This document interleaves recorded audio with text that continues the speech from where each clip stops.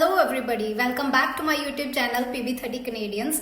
आज की जो वीडियो है वो किसी भी कनाडा की अपडेट के बारे में नहीं है, लेकिन एक ऐसी एसेंशियल इन्फॉर्मेशन मैं आप लोगों को देना चाहती हूँ जिसके बारे में हर एक इंटरनेशनल स्टूडेंट को पता होना चाहिए। तो मैं बात करने जा रही हूँ आज स्टडी परमिट एक्सटेंशन के बारे में कि कैसे स्टडी परमिट का एक्सटेंशन लिया जाता है और किसको जरूरत पड़ती है स्टडी परमिट को एक्सटेंड करने के लिए। अगर आप लोग भी कनाडा में हो और आपको आगे जाके जो है वो स्टडी परमिट एक्सटेंशन की जरूरत पड़ने वाली है तो ये वीडियो आपके लिए यूजफुल हो सकती है। तो इस वीडियो को एंड तक देखना और शुरू करते हैं वीडियो को। सबसे पहले समझते हैं कि स्टडी परमिट क्या होता है। जैसे ही आप as an international student Canada के किसी भी एयरपोर्ट पे पहुंचते हो तो वहां पे आपकी इमिग्रेशन होती है और इमिग्रेशन होने के बाद आपकी LOA और बाकी डॉक्यूमेंट्स को चेक करने के बाद वो आपको स्टडी परमिट प्रोवाइड करते हैं, जिसके ऊपर ड्यूरेशन लिखी होती है कि कितने टाइम तक आप लोगों के पास परमिट है कनाडा में स्टडी करने का। और इसकी एक एग्जांपल यहाँ पे मैं लिंक कर रही हूँ, आप लोग देख लेना कि इसे बोलते हैं स्टडी परमिट, जिससे आपको परमिट मिलता है उस कंट्री में स्टडी करने के लिए। अब ये तो एक स्टडी परमिट के बारे में है। अब नेक्स्ट बात आती है जिसके ऊपर ये वीडियो है, वो है कि आपको एक्सटेंशन कब लेना होता है। आपको एक्सटेंशन की जरूरत तब पड़ती है कि मान लीजिए कि आपका कोई भी कोर्स जो है वो किसी कॉलेज में यूनिवर्सिटी में वो 2 ईयर्स का है और आपको स्टडी परमिट 1 ईयर का मिला है। उसके पीछे कारण ये हो सकता है कि आपका वीजा लेट आया था या फिर आपने डेफर किया एंड वो कोई भी कारण हो सकता है। तो आपको अपनी स्टडी को कंप्लीट करना है, उसके लिए आपको स्टडी परमिट लेना होगा। और उन लोगों को स्टडी परमिट एक्सटेंशन की जरूरत पड़ती है जिनके स्टडी परमिट के ऊपर टाइमलाइन जो है वो या ड्यूरेशन जो है वो कम लिखी हुई है और उनकी जो स्टडी है अभी बाकी पड़ी है। तो अब मैं आपको ऑफिशियली दिखा देती हूँ कि स्टडी परमिट एक्सटेंशन कैसे अप्लाई होता है और कितने टाइम पहले अप्लाई करना चाहिए और किन किन लोगों को अप्लाई करना होता है। तो आप लोगों के सामने मैंने गवर्नमेंट ऑफ कनाडा की ऑफिशियल वेबसाइट खोली और अब हम देखते हैं कि कैसे स्टडी परमिट को एक्सटेंड करवा सकते हैं। तो यहाँ पे आप लोग देख सकते हो कि इसकी फ़ीस सिर्फ $150 है। अगर आप लोग खुद कर रहे हो तो मेहरबानी करके इस बात का ध्यान रखना, या फिर किसी एजेंट के थ्रू भी करवा रहे हो तो आपको इस बात की क्लियरेंस होनी चाहिए कि कितनी फ़ीस है।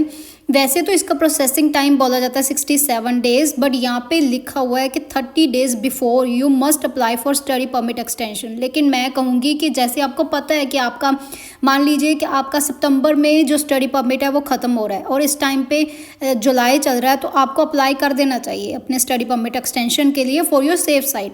लेकिन ये भी है कि मान लीजिए कि आपका 30 डेज़ जैसे इन्होंने बोला है कि आपको पहले अप्लाई करना चाहिए स्टडी परमिट के एक्सटेंशन के लिए, तो आपको वो चाहे आपका स्टडी परमिट एक्सटेंड ना भी होके आया हो लेकिन आपने अप्लाई किया हुआ है तो आप स्टे कर सकते हो उस कंट्री में।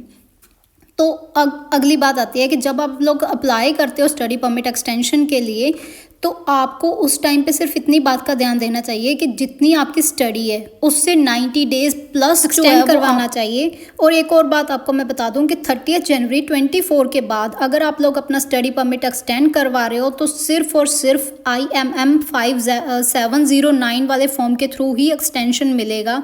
इसके अलावा पहले वाला अगर फॉर्म फिल करोगे तो आपका स्टडी परमिट एक्सटेंड नहीं होगा, क्योंकि आप लोग अब 30 जनवरी 2024 के बाद अप्लाई कर रहे हो।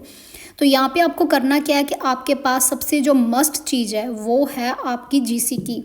आपके पास अपनी GC की और उसका पासवर्ड होना मस्ट है। उसके बिना आप लोग अगर अपने लेवल पे खुद करने जा रहे हो तो कभी भी नहीं एक्सटेंड करवा पाओगे स्टडी परमिट को। तो मैं इसीलिए बार बार आप लोगों को बोलती हूँ कि जब भी आप मूव होते हो वहाँ से कंट्री से, तो अपनी होम कंट्री से, तो उस टाइम पे अपने एजेंट से अपने GC की और उसका पासवर्ड्स वगैरह लेके आया करो। तो यहाँ पे आपसे अपनी सारी एलिजिबिलिटी पूछी जाएगी। What would you like to do in Canada. Obviously आपको स्टडी को टिक करना है, उसके बाद आप कितना टाइम स्टे करोगे। तो मैं आपको हमेशा बोलती हूँ कि मोर देन 6 मंथ्स आपको अप्लाई करना होगा। इसके बाद आपको अपनी कंट्री सिलेक्ट करनी है, आई मीन कोड सेलेक्ट करना है। ऑब्वियसली अगर इंडिया से हो तो IND, तो आपकी कंट्री ऑफ रेजिडेंस इंडिया है तो है। और उसके बाद ये पूछते हैं do you have any family member जो कि कैनेडियन सिटीजन है। If yes then yes, otherwise no. तो उसके बाद आपसे आपका जो है वो डेट ऑफ बर्थ पूछेंगे और आपको आगे प्रोसीड। दैन इसके बाद और बहुत सारे क्वेश्चनियर्स होंगे जिनको आपको सॉर्ट आउट करना है। I know each and every person knows कि क्या इनके आंसर्स हैं। यहाँ पे आपको बताना है कि आप किसी DLI में एक्सेप्टेड हो, वो सब येस एंड ऑल, बाकी सब डिटेल्स आपको पता है। सीधी बात जो मेन आती है वो आती है IMM 5709 फॉर्म के बारे में कि उसमें आपको किन चीज़ों का ध्यान रखना है, तो मैं आपको वो बता देती हूँ, क्योंकि ये सब एलिजिबिलिटीज़ या ये सारी फॉर्मेलिटीज़ आप अपने लेवल पे कर सकते हो। आप सबको पता है कि इसमें क्या, इस क्वेश्चनेयर में या किस क्वेश्चन में आपको क्या आंसर करना है। तो आपके लिए जो सबसे ज़्यादा मस्ट चीज़ है वो है जीसी की और उसका पासवर्ड। आपके पास वो होना चाहिए। अगर आप किसी भी एजेंट या लॉयर की हेल्प लिए बिना खुद अपने लेवल पे अपने स्टडी परमिट को एक्सटेंड करना चाहते हो तो आपके पास ये दोनों चीज़ें होनी जरूरी है। तो जैसे मैंने आपको दिखाया कि ये क्वेश्चनियर होता है जो कि आपको फिल आउट करना है, और वो सब नॉर्मल चीज़ें या नॉर्मल डॉक्यूमेंट्स होते हैं या नॉर्मल आपके ही रिगार्डिंग आपकी इन्फॉर्मेशन होती है जिसके बारे में हर कोई जानता है। तो उसके बाद वो आपको रिव्यू करने के लिए बोलेंगे, और एक ऐसा जो है वो फॉर्म आपके सामने आएगा जहाँ पे लिखा होगा कि आप अपना चेक कर लीजिए या सारे डॉक्यूमेंट्स अपलोड करने हैं। 3 स्टेप्स होते हैं इसमें, रिव्यू योर एलिजिबिलिटी, इसके बाद अपने डॉक्यूमेंट्स को जो है वो अपलोड करना है, और उसके बाद आपको फ़ी पे करनी है। लेकिन डॉक्यूमेंट्स को अपलोड करने से पहले मैं आप लोगों को एक चीज़ बता देती हूँ कि आपके पास एडोब स्कैनर्स होना चाहिए। अगर आपके पास नहीं है तो आप अपने फ़ोन में या फिर पीसी में उसको डाउनलोड कर लीजिए। उसके बाद वहाँ पे अपने जो भी डॉक्यूमेंट्स आपको रिक्वायर्ड है उनकी पिक्चर्स क्लिक करके पीडीएफ बना देना।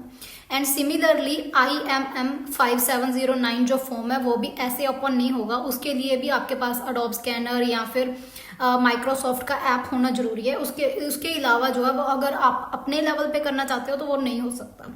ठीक है, तो इसके बाद बात आती है कि जो IMM 5709 फॉर्म 30 जनवरी के बाद जो शुरू हुआ है उसमें आपकी सारी की सारी वो जानकारी होगी या वो जानकारी वो आपसे पूछेंगे। उसका एक सैंपल मैं आपको यहाँ पे दिखा रही हूँ, क्योंकि मैं आप लोगों के सामने ऐसे पब्लिकली रिवील नहीं कर सकती। किसी भी स्टूडेंट की पर्सनल इन्फॉर्मेशन होती है, उसका UCI नंबर, उसका पासपोर्ट नंबर, उसके इंस्टीट्यूट के बारे में इंफॉर्मेशन एंड ऑल, उसके फैमिली बैकग्राउंड के बारे में इंफॉर्मेशन, तो वो फीस कैसे पे करेगा, वो सब कुछ तो वो ऐसे पब्लिकली रिवील करना पॉसिबल नहीं है। तो आप सिर्फ सैंपल से समझ सकते हो कि वहाँ पे वो सारी रिक्वायर्ड इन्फॉर्मेशंस होती हैं जिसके बारे में आप लोग इजीली जो है वो एक्सेस कर सकते हैं, उनको इजीली फिलअप कर सकते हो, क्योंकि उसमें आपकी वो सारी इन्फॉर्मेशन है जो कि आपको पहले से पता होती है।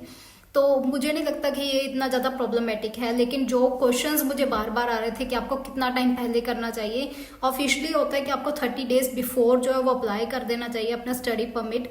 लेकिन ये बात बहुत क्लियर है कि अगर आपके पास 30 डेज के विद इन आपको जो है स्टडी परमिट एक्सटेंशन नहीं मिलता तो फिर भी आप लोग वहाँ पे स्टे कर सकते हो। और एक और बात आपको मैंने क्लियर करनी थी कि आपको एटलीस्ट जितनी आपकी स्टडी है, मान लीजिए आपकी स्टडी 31 दिसंबर 2024 को कंप्लीट हो रही है, तो उससे 90 डेज प्लस का जो है वो अपना स्टडी परमिट का एक्सटेंशन देना।